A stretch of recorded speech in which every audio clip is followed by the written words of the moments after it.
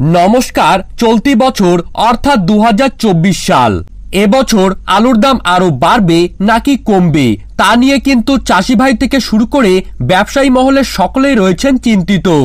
নতুন আলুর বাজার শুরু হওয়ার প্রথম দিক থেকেই আলুর দাম কিন্তু ছিল আকাশ ছোঁয়া। আজকের বাজারে কোথাও কোথাও আলুর দাম কুইন্টাল প্রতি 100 টাকা এবং কোথাও আলুর দাম সর্বোচ্চ 150 টাকা পর্যন্ত কমতে দেখা দিয়েছে। ঊর্ধ্বমুখী আলুর দামকে লক্ষ্য করে অনেক চাষি ভাইরা মাঠ থেকে আলু বিক্রি করছেন না এবং ব্যবসায়ীরা জানাচ্ছেন এত দাম দিয়ে আলু কিনতে তারা রাজি নন, কারণ পরবর্তী সময় গিয়ে যদি আলুর দাম কমে যায় তাহলে কিন্তু বিশাল লোকসানে পড়তে হবে। বলতে গেলে এবছর আলুর বাজার যথেষ্টই চিন্তার এবং উদ্বেগজনক হতে চলেছে।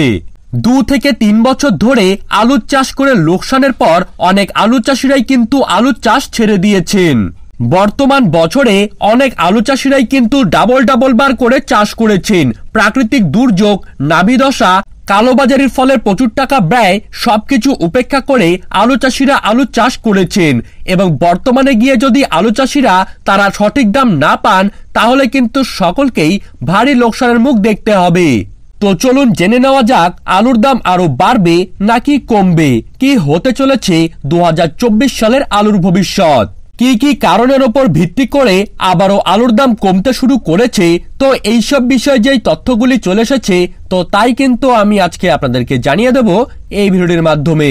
বিস্তারিতভাবে জানতে হলে অবশ্যই ভিডিওটিকে শেষ পর্যন্ত মনোযোগ সহকারে দেখবেন এবং আপনার জেলার যে কোনো আলুর বাজার দর সবার প্রথমেই জানতে হলে অবশ্যই চ্যানেলটিকে সাবস্ক্রাইব করে পাশে থাকা বেল আইকনটিকে প্রেস করে রাখবেন। তো চলুন ভিডিওটিকে শুরু করা যাক। সমগ্র বাংলা জুড়ে জোর কদমে কিন্তু খোদাই হচ্ছে পোখরাজ আলু এবং জ্যোতি আলু। বর্তমানে বিশেষজ্ঞরা যা জানাচ্ছেন পোখরাজ আলু এবং জ্যোতি আলুর ফলন সমগ্র বাংলা তথা সমস্ত দেশ জুড়েই কম রয়েছে। বর্তমানে আজকের বাজারে আলুর দাম কমলেও আগামী দিনে আলুর দাম আরো বাড়বে, কারণ এবছর আলুর ফলন অনেক কম এবং প্রতিবেশী দেশগুলো থেকে যেই পরিমাণে আলুর চাহিদা দেখা যাচ্ছে তাতে করে নেপাল, ভুটান, বাংলাদেশ, আসাম, বিহার প্রত্যেকটি জায়গাতেই আবারও কিন্তু বাংলা থেকে প্রচুর পরিমাণে আলু রপ্তানি করতে হবে। সবকিছু পরিস্থিতির ওপর নজর রেখে বিশেষজ্ঞ তথা চাষি ভাইরা যা জানাচ্ছেন আলুর দাম এবছর বাড়তে চলেছে।